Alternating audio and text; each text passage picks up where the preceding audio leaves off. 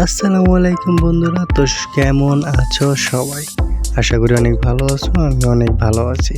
তো আজকে একটু বের হয়েছিলাম হাঁটাহাঁটি করার জন্য। তো হাঁটতে হাঁটতে সামনে যেয়ে দেখি একটা ফিশ মার্কেটে যেয়ে দেখলাম অনেক রং বেরঙের মাছ।